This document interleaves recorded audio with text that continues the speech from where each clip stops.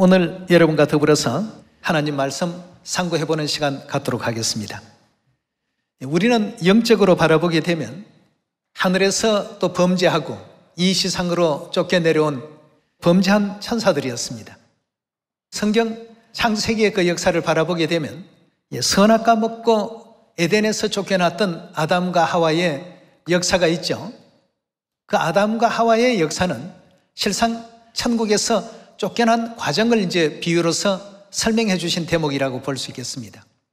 그럼 우리가 하늘에서 죄를 짓고 이 세상에 내려왔다는 것은 이사야 14장의 말씀이나 에스겔 28장, 요한계시록 12장 여러 장절에서 확인할 수가 있는 것입니다.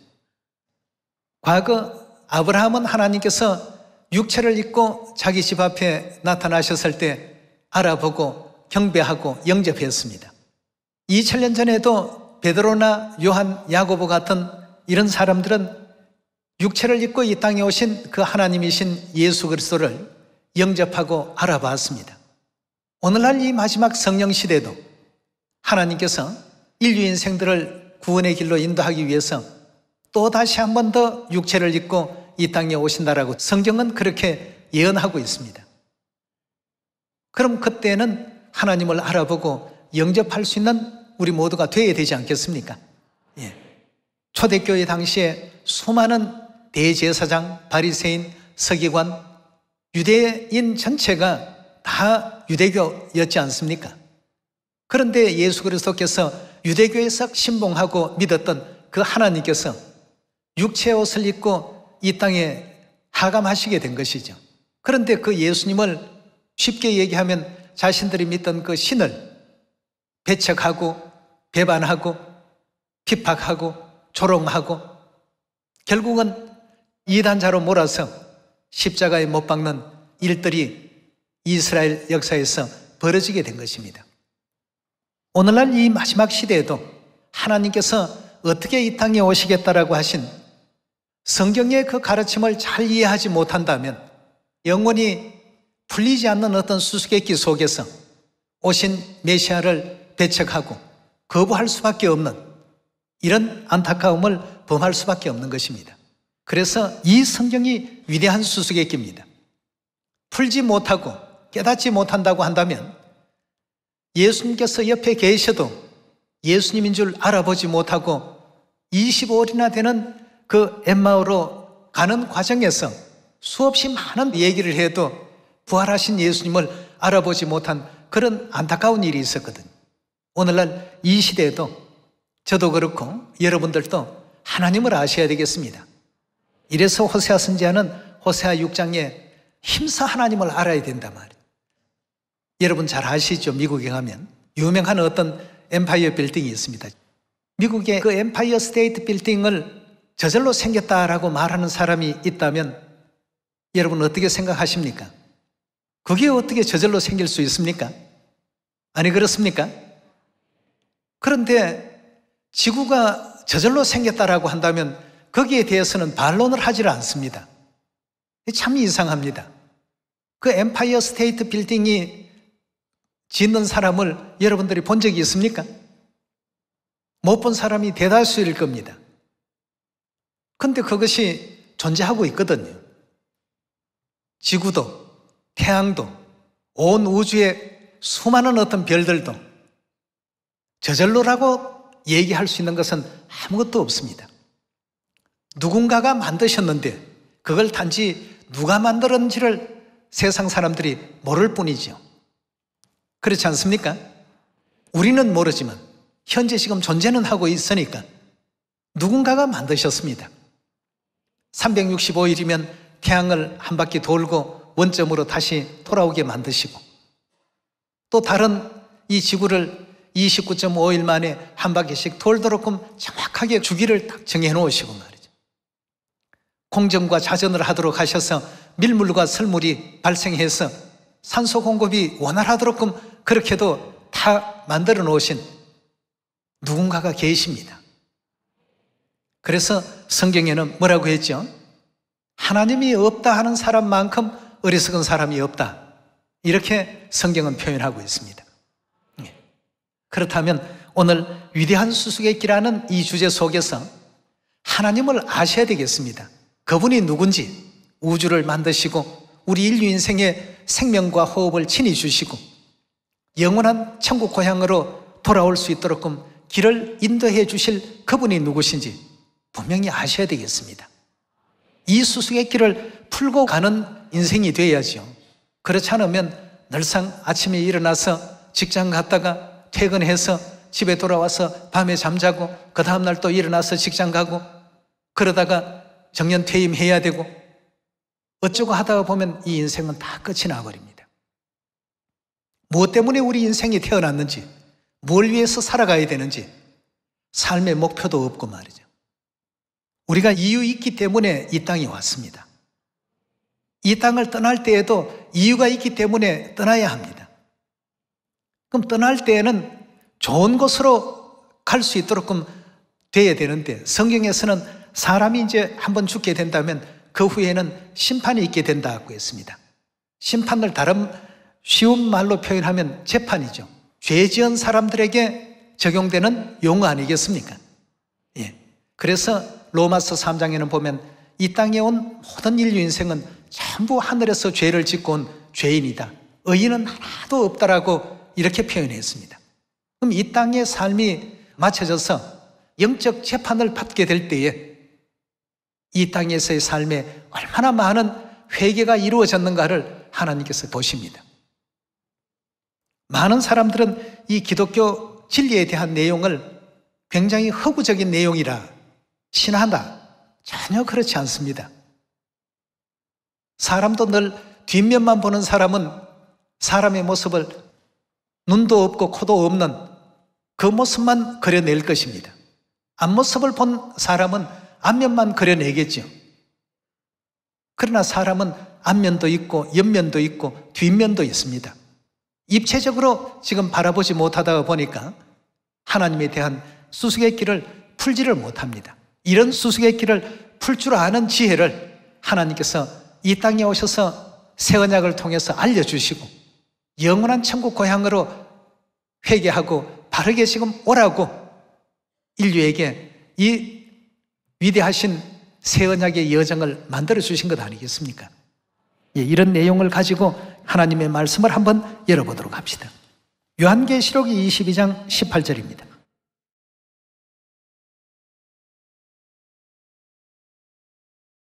내가 이 책의 예언의 말씀을 듣는 각인에게 전가하노니 만일 누구든지 이것들 외에 더하면, 이것들이라 하는 것은 이 성경 말씀 외에 더하면 하나님이 이 책에 기록된 재앙들을 그에게 더하실 터이요, 재앙을 그만큼 받게 된다고 했습니다. 19절입니다.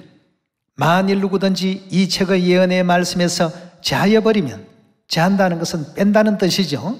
빼버리면 하나님이 이 책에 기록된 생명나무와 및 거룩한 성에 참여함을 제하여 버리시리라고 했습니다. 거룩한 성, 즉 영화로운 우리 천국 고향에 들어갈 수 없는 처지와 입장이 되고 말 것이라고 했습니다. 간단히 정리해보면 하나님 말씀은 절대 가감해서는 안 된다는 뜻 아니겠습니까? 이 성경에 있는 그 가르침을 그대로 전할 수 있는 우리가 반드시 되어야 되겠습니다. 그렇다면 더하지도 말고 빼지도 말라고 하신 성경 내용이 어떤 내용으로서 구성이 되어 있는가? 요한복음 5장 39절의 말씀 함께 보겠습니다.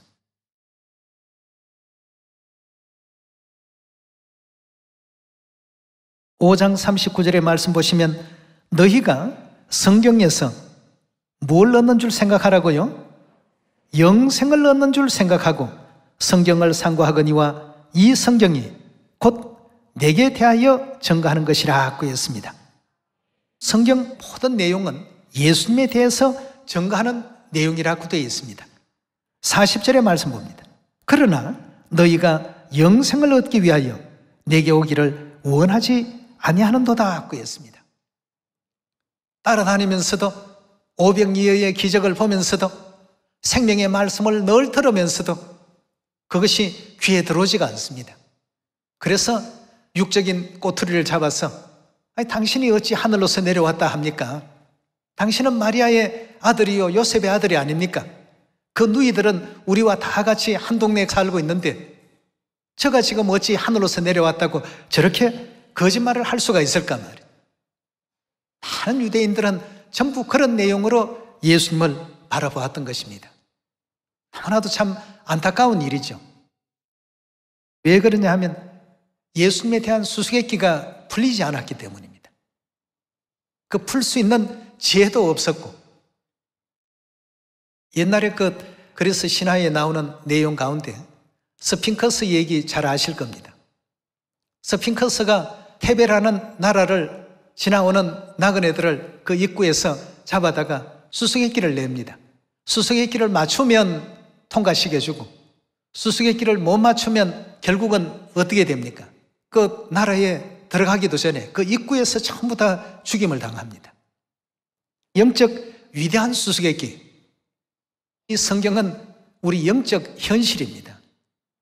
보이지 않는 영의 세계를 지금 보게끔 하는 그러한 내용이지, 이건 어떤 고전도 아니고 어떤 문학 작품도 아닙니다. 이런 점들을 예수님께서 요한복음 5장에서 설명하시기를 이 성경이 내게 대하여 증거하는 것이다. 시편에 어떻게 예수님을 증거했고 창세기에 어떻게 예수님이 증거되어 있고 말이에요. 참 놀라운 일 아닙니까? 지금이니까 성화의 예수님의 모습이 누구나 보더라도 흠모할 만한 어떤 형태로 지금 만들어 놨습니다만, 성경에 등장하시는 예수님의 모습은 그러한 대접을 받지 못했습니다. 동네마다 배척하고 핍박하고, 때로는 침을 뱉기도 하고 주먹으로 얼굴을 치기도 하고, 때로는 사람이 되어서 어찌 하나님이라고 하느냐고 이단이라고 이렇게 정죄하기도 하고 말이에요. 오늘날 아름답게 미화되어 있는 예수님의 모습이 아니더라는 것입니다. 오늘날 이 시대에도 하나님께서 이 땅에 두 번째 다시 오시리라고 약속을 하시고 가시지 않았습니까? 히브리서 9장 27절의 말씀 함께 보겠습니다.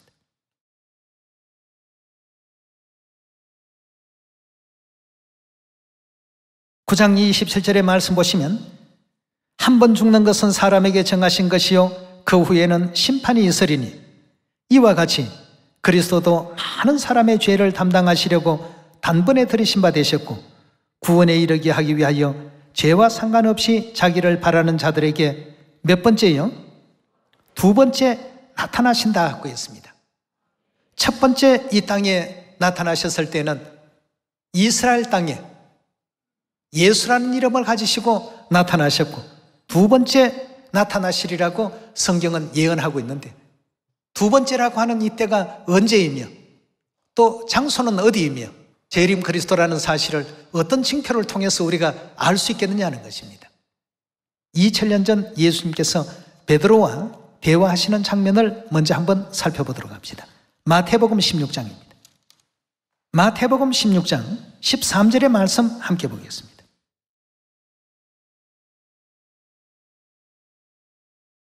예수께서 가이사랴 빌립보 지방에 이르러 제자들에게 물어 가로사대 사람들이 인자를 누구라 하느냐?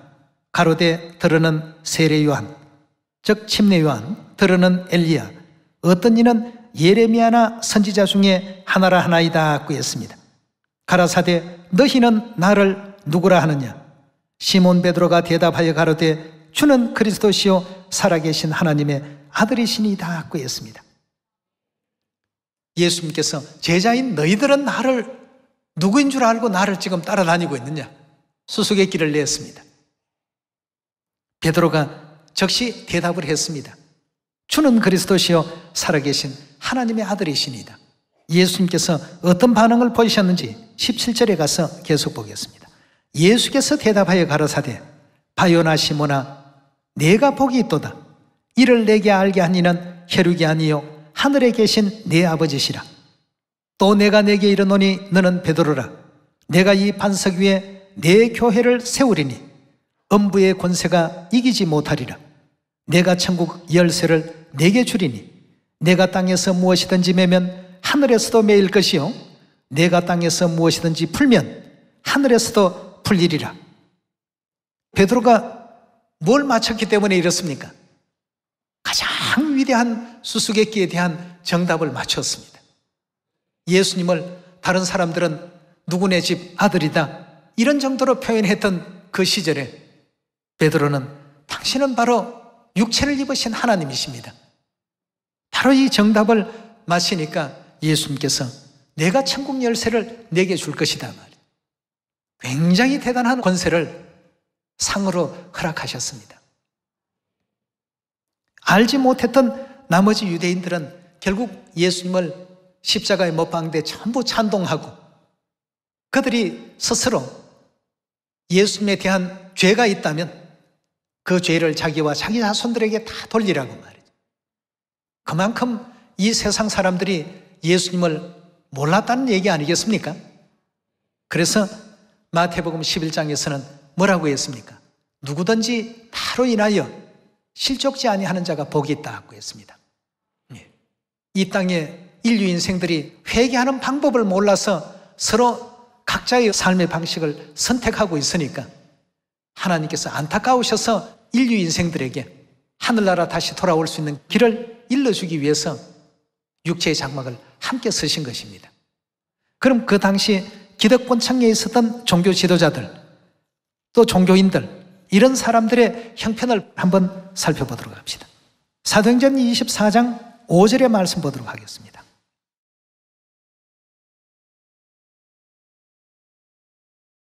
우리가 보니 이 사람은 연병이라 천하에 퍼진 유대인을 다 소욕해 하는 자요 나사렛 이단에 뭐라고요? 예수님을 나사렛 예수라고 합니다. 나사렛에서 성장하셔서 나사렛 동네 복음을 많이 또 전파하시고 이 당시에 유대인 사회에 많은 사람들이 예수라는 이름을 갖고 있기 때문에 특별히 그들과 구분하기 위해서 나사렛 예수라고 이렇게 이름을 붙이고 있는데요. 근데 여기는 보니까 나사렛 이단이라고 이렇게 표현해 놨습니다. 대제사장과 변호사, 그 장로들 이런 사람들이 총독 앞에 사도 바울을 고소하면서 예수님을 믿는 그 종교를 믿고 있기 때문에 여기는 일거의 가치도 없이 책벌을 가해야 된다 하는 대목입니다. 예수님께서 성천에 올리우신 이후에 여전히 예수님을 믿는 사람들을 나사렛 이단으로 취급하고 있습니다. 실로 좁은 문이었습니다.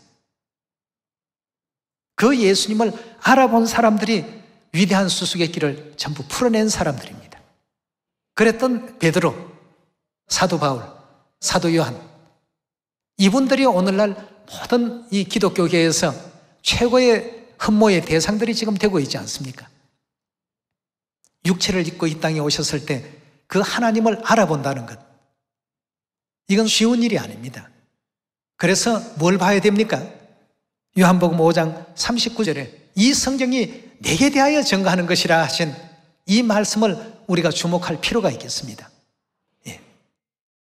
성경 속에서 과연 그리스도가 어떻게 증거되어 있는지 요한계시록 7장 1절의 말씀 함께 보겠습니다. 2일 후에 내가 내 천사가 땅 내 모퉁이에 선 것을 보니 땅의 사방의 바람을 붙잡아 바람으로 하여금 땅이나 바다에나 각종 나무에 불지 못하게 하더라고 했습니다.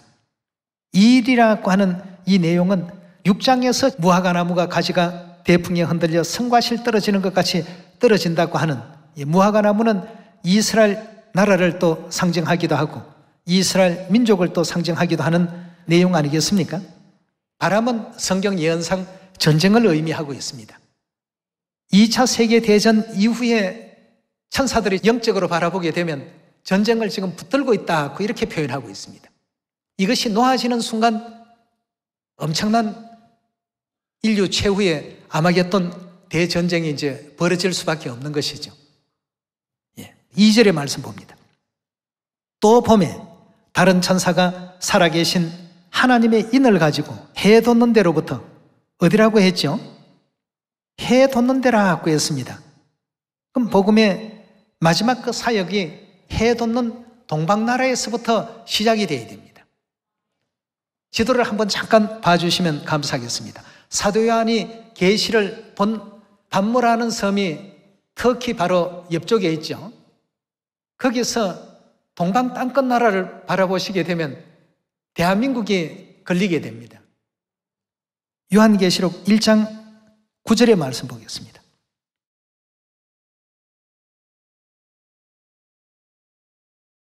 나 요한은 너희 형제요 예수의 환난과 나라와 참음에 동참하는 자라.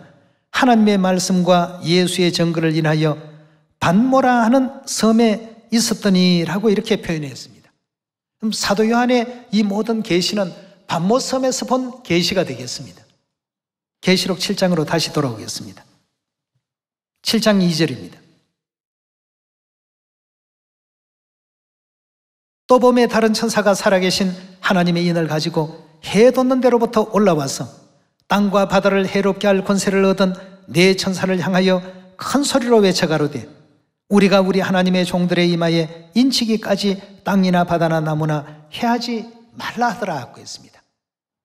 도장을 찍는다는 것은 이것은 내 소유다라는 의미가 담겨 있지 않습니까? 예. 하나님의 인하는 것은 하나님의 도장을 의미하는데 어디에 하나님 인이 찍혀지게 된다고 했습니까? 3절의 말씀 계속 봅니다.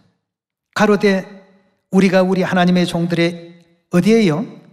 이마에 인치기까지 땅이나 바다나 나무나 해하지 말라 하더라 하고 했습니다. 그럼 계시록 7장의 내용 가운데서는 마지막 하나님의 그 복음이 나타나야 될 곳은 가톨릭 구교 외에 신교의 본거지라고 본다면 미국 아니겠습니까? 전부 서방에서 흘러들어온 내용이라고 볼 수 있겠습니다만 하나님의 마지막 복음의 역사는 동방 땅끝 나라 우리 대한민국을 지목하고 있습니다. 그래서 성경에는 동방에 대한 내용들이 많이들 등장하고 있습니다. 하나님의 백성이라는 마지막 이 인치는 역사가 동방 땅끝 나라인 이 대한민국에서부터 시작이 되어야 된다는 이 사실을 알려주고 있습니다. 그럼 누가 오셔서 그렇게 하는가? 정표는 무언가? 그가 가지고 있는 것이 하나님의 인인가 아닌가를 우리가 확인을 해야 되겠습니다. 7장 2절의 말씀 보시면 또 봄에 다른 천사가 살아계신 하나님의 인을 가지고 해 돋는 데로부터 올라와서 땅과 바다를 해롭게 할 권세를 얻은, 해롭게 한다는 것은 쉽게 표현하면 재앙을 내리는 권세입니다. 재앙을 내리는 권세를 얻은 네 천사를 향하여 큰 소리로 외쳐가로되 우리가 우리 하나님의 종들의 이마에 인치기까지 땅이나 바다나 나무나 어떻게 하라고요? 해하지 말라. 해롭게 하지 말라. 다시 말해서 재앙을 내리지 말라 말이죠. 중단시켜 놓은 그런 상황 속에 있습니다.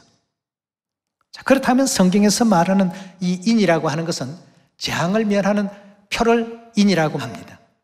에스겔 9장 4절의 말씀 보겠습니다.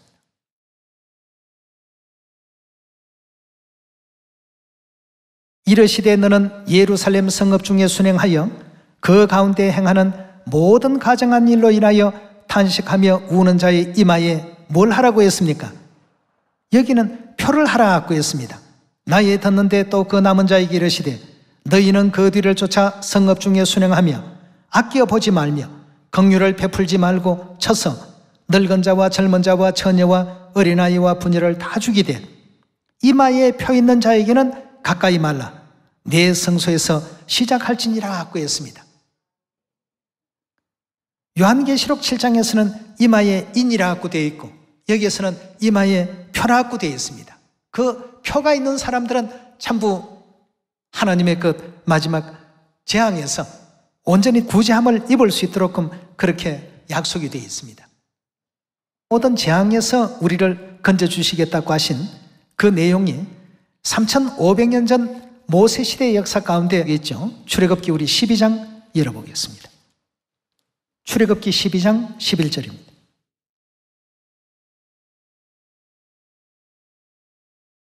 너희는 그것을 이렇게 먹을지니 허리에 띠를 띠고 발에 신을 신고 손에 지팡이를 잡고 급히 먹으라.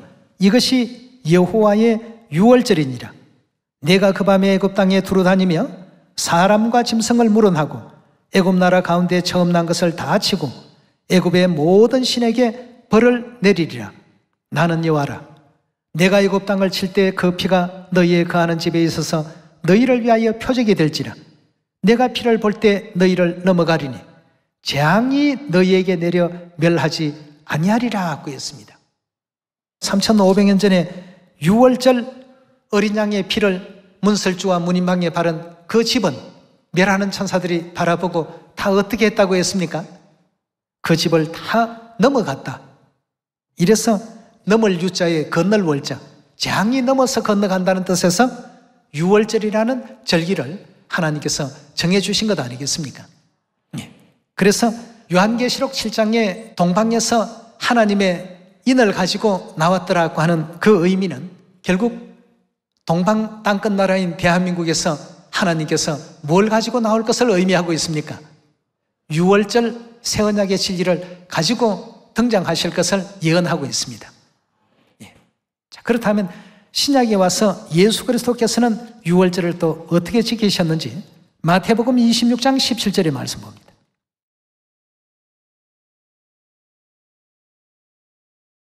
무교절의 첫날에 제자들이 예수께 나와 가로되 6월절 잡수실 것을 우리가 어디서 예배하기를 원하시나이까? 가라사대 성한 아무에게 가서 이르되 선생님 말씀이 내 때가 가까웠으니 내 제자들과 함께 6월절을 너 집에서 지키겠다 하시더라 하라 하신대 제자들이 예수의 시키신 대로 하여 6월절을 예비하였더라 하고 했습니다. 자, 6월절을 준비하고 잡수시는 장면을 26절에서 보도록 하겠습니다. 26절입니다. 저희가 먹을 때에 예수께서 떡을 가지사 축복하시고 떼어 제자들을 주시며 가라사대 받아 먹으라. 이것이 뭐라고요? 내 몸이라 하시고 또 잔을 가지사 사례하시고 6월절에 포도주가 담긴 그 잔을 가지사 사례하시고 저희에게 주시며 가라사대 너희가 다 이것을 마시라. 이것은 6월절의 그 포도주는 죄 사함을 얻게 하려고 많은 사람을 위하여 흘리는 바 나의 피 곧 언약의 피니라 하고 했습니다. 자, 6월절 떡은 그리스도의 성체를 의미했고 6월절의 포도주는 그리스도의 거룩하신 피를 의미하면서 예수님께서 6월절이라는 이 예식을 새 언약으로 인류에게 가르침을 주시게 된 것입니다.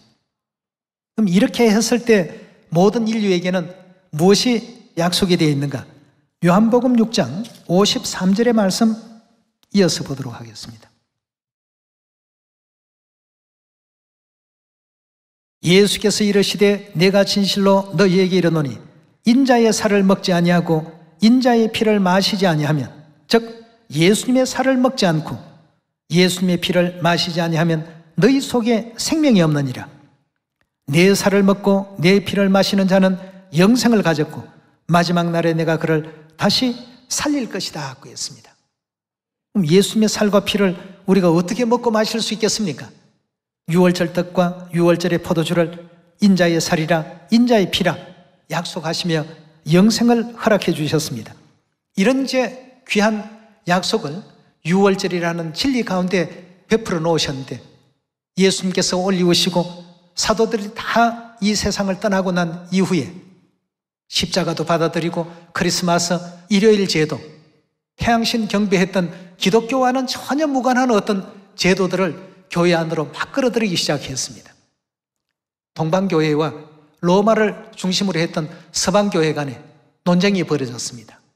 이것은 이제 파스카 논쟁이라고 하는데 이 파스카라는 자체가 6월절이라는 그 헬라어입니다. 그건 교회 역사에 나오는 내용이니까요. 그래서 AD 155년경에 6월절을 없애는 1차 시도가 일어났습니다. 또 AD 197년 2차 시도가 또 일어납니다. 그러다가 이제 AD 325년에 결국 콘스탄티누스 황제가 동방교회, 서방교회 다 불러 모아서 회의를 하고 6월절은 없애고 부활절을 일요일에 지키자는 이런 이제 그 규칙을 세우게 됩니다. 하나님의 법을 사람이 임의대로 바꿀 수 있나요? 이 하나님의 이 자체가 이 지상에서 완전히 없어져 버린 그런 상태가 됩니다. 그래서 이 땅 위에 그리스도 안상훈께서 새언약 6월절을 전하기 위해서 하나님의 교회라는 공식적인 교회 설립을 1964년도부터 했습니다. 이래서 이제 그때부터 하나님의 인인 6월절을 다시금 회복하게 된 것이죠. 자, 이래서 이제 우리가 두 번째 오시리라고 하신 그 그리스도를 올바르게 이해하고 위대한 이 수수의 길을 풀어가야 됩니다. 이 수수의 길을 풀지 아니한 입장 가운데서는 영원한 구원도 천국도 우리가 또 기약할 수가 없는 것입니다. 이사야서 25장 6절의 말씀 봅니다.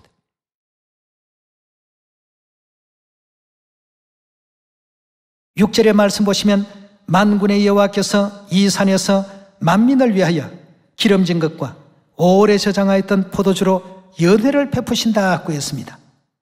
오래 저장했다고 하는 것은 AD 325년 이래로 6월절 포도주가 한 번도 개봉이 안 되었기 때문에 이 6월절이라는 이 진리가 한 1600년 동안 그냥 감춰져 있었죠. 오래 저장하였던 포도주로 연회를 베푸시리니 곧 골수가 가득한 기름진 것과 오래 저장하였던 맑은 포도주로 하실 것이며 또 이 산에서 모든 민족에 가리워진 면박과 열방에 그 덮인 휘장을 제하시며 뭘 영원히 멸하신다고요? 사망을 영원히 멸하는 것을 다른 말로 표현하면 영생입니다. 66권 성경 가운데 영생이 약속되어 있는 포도주는 오직 6월절 포도주입니다. 8절에 다시 봅니다. 사망을 영원히 멸하실 것이라 주 여호와께서 모든 얼굴에서 눈물을 씻기시며 백성의 수치를 온천하에 제하시리라. 여호와께서 이같이 말씀하셨느니라. 그날에 말하기를, 이 마지막 성령시대 그날에 말하기를, 이는 누구라고요? 우리의 하나님이시라고 했습니다. 뭘 하는 모습을 보고 백성들이 이와 같이 깨달음을 얻게 된 것입니까? 오래 저장하였던 포도주로 인류에게 영생의 길을 열어주시는 것을 보니까 이분은 우리의 하나님이시라. 우리가 그를 기다렸으니 그가 우리를 구원하실 것이라. 이는 여호와시라. 우리가 그를 기다렸으니 우리는 그 구원을 기뻐하며 즐거워할 것이라고 했습니다. 오늘날 해변가의 모래알 같은 수많은 교회가 있습니다. 하나님께서 이 땅에 두 번째 오실 때는 하나님의 인을 어디에서요? 동방 해돋는 나라에서 반드시 가지고 올 것이라고 했습니다. 그래서 복음의 빛도 동에서 번쩍하여 서편까지 이르게 된다고 하지 않았습니까? 네. 그 복음의 방향이 그렇습니다. 서방 세계에서 동방으로 밀려오는 것이 아니라 동방 세계에서 서방 세계로 이 복음이 뿌려져야 되는 것입니다. 네. 이걸 통해서 우리 인류가 가장 위대한 수수의 길을 풀어가야 됩니다. 네. 이는 우리의 하나님이시라. 우리가 그를 기다렸으니 우리는 그 구원을 기뻐할 것이라. 이렇게 외칠 수 있는 우리 모두가 되어야 됩니다. 지금 이 이사야 25장 9절에 나오는 이 무리들은 전부 위대한 수수의 길을 풀어낸 사람들입니다. 너희는 나를 누구라 하냐 했을 때 베드로와 같이 주는 그리스도시요 육체를 입고 이 땅에 오신 참 하나님이십니다.